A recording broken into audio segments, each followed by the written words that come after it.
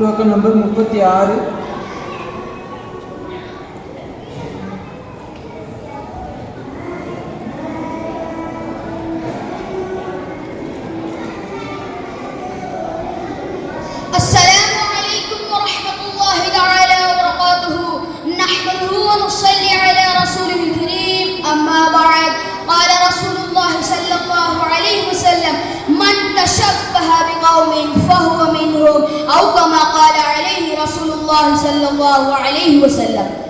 வெட்டவெளியிலே வட்ட நிலாவை தூணில்லாமல் ஒட்ட வைத்து அழகு பார்க்கும் அல்லாஹ்வுக்கே எல்லா புகழும்.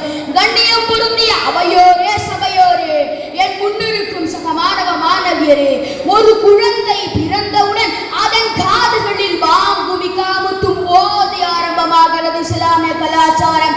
ஆனால் இன்றைய சமூகம் இதையெல்லாம் மறந்துவிட்டு பர்த்டே செலிப்ரேஷன் என்ற ஒன்றை வருடா வருடம் கேக்கு வெட்டி கொண்டாடுகிறது. இதுவெல்லாம் காமில் நபியின் வழிமுறையா?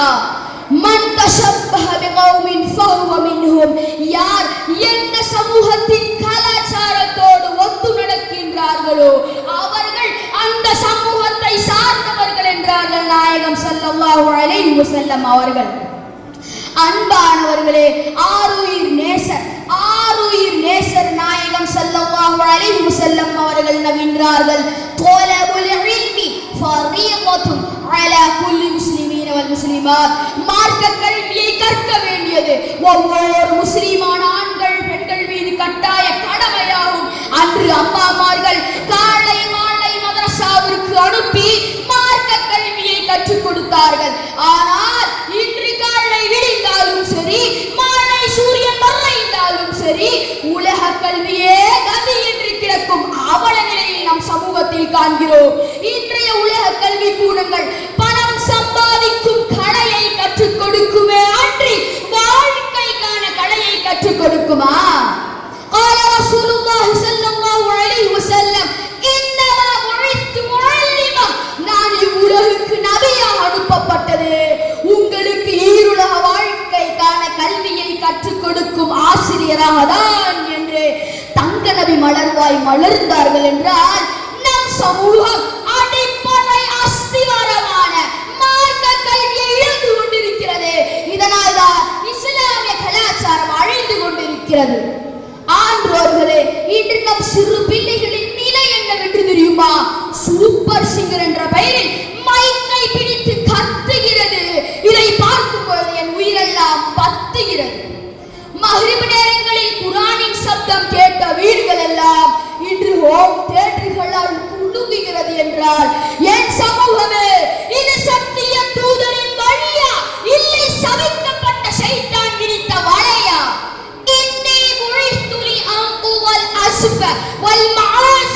நிச்சயமாகவே நான் இசை கருவிகளை உடைத்தெறியவே நபியாக அனுப்பப்பட்டேன் என்று முத்து நபி செவ்வாய் சிவந்தார்கள் என்றால் அல்லாஹ்வை மறக்கடிக்கும் இசை உங்களை நரகத்திற்கு கொண்டு போய் சேர்க்கும் திசை என்பதை உணருங்கள். சான்றோர்களே, நாயகம் ரசூலுல்லாஹி ஸல்லல்லாஹு அலைஹி வஸல்லம் அவர்கள் சொன்னார்கள், உங்கள் வீடுகளில் செய்யும் குழம்புகளில் கொஞ்சம் நீரை அதிகம் சேர்த்துக் கொள்ளுங்கள்.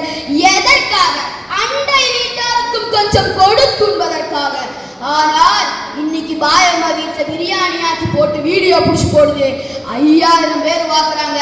இந்த அம்மா ஒண்டியா உட்கார்ந்து கட்டுன்னு கட்டுது. இதுவெல்லாம் இஸ்லாமிய கலாச்சாரமா? அல்லாஹ் நம் சமூகத்தை மன்னித்தருள்வானாக. பாசத்திற்குரிய பெரியோர்களே, ஆண்ட்ராய்டு மொபைல் இன்றைய வாலிபர்களின் வாழ்க்கையில் இந்த பாசத்திற்குரிய பெரியோர்களே, இதனால் நம் வாலிப சமூகம் பெற்ற வாக்கியத்தை என்னவென்று சொல்வது? 40,000 காசு கொடுத்து ஒரு செல்போனை தன் மகனுக்காக அத்தா ஆசையா வாங்கி தந்தாரு. ஒரு நாள் வந்து கேட்கிறாரு, டே மகனை போனை கொடுறான். இவன் அப்படி இப்படின்னு 4 கோடு லாக்கு போட்டு கொடுக்கிறான். அவரு குப்பர போட்டு தட்டுனாலும் திறக்க முடியாது. ஏனென்றால் அத்துணை ஆபாசங்களும் உள்ளே இருக்கின்றது.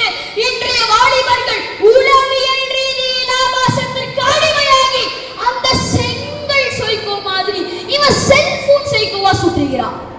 தீனுடைய விஷயங்களும் இதில் இருக்கத்தானே செய்கிறது என்று நீங்கள் நினைப்பது எனக்கு கேட்கிறது.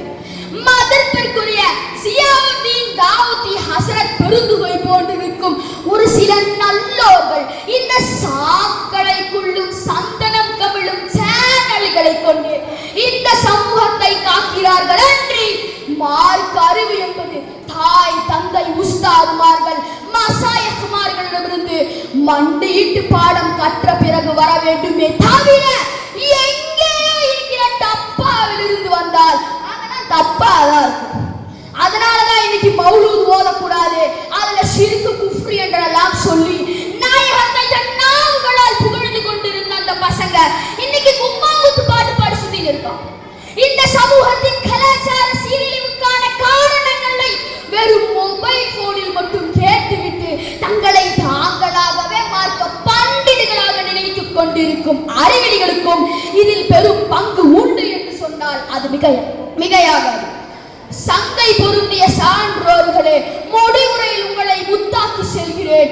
கடலிலே எத்தனையோ உயிரினங்கள் இருந்தாலும் கூட ஒரு சிற்பியால் மட்டும் ஏன் தெரியுமா ஒரு முத்தை உருவாக்க முடிகிறது?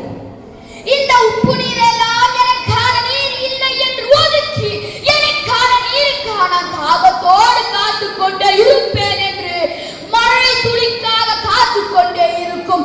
அதற்கான மழை துளி வரும் பொழுது அதனை அப்படியே கட்டி அணைத்துக் கொள்ளும்.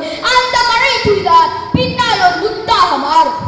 அது போன்றுதான் எவன் ஒருவன் இந்த சமூக வலைதளம் என்ற உப்பு நீரை, சினிமா என்ற உப்பு நீரை, தன்னை சுற்றியுள்ள மாற்றார்களின் கலாச்சாரம் என்ற உப்பு நீரை எல்லாம் விட்டு விட்டு முஹம்மது ரசூலுல்லாஹ் என்ற அந்த முத்து நீரை கட்டி அணைத்துக் கொள்வானோ, முத்து நபியின் போதனைகளை தன் மனதிற்குள் விதைத்துக் கொள்வானோ, அவன்தான் ஒரு முத்தாக மாற முடியும், ஒரு முத்தை கொடுக்க முடியும். அப்படிப்பட்ட முத்தான நபியின் போதனைகளை பின்பற்றி வாழும் முத்தான சமூகமாய் வல்லாஹ் அல்லாஹ் நம் அனைவரையும் மாற்றி அருள் புரிவானாக.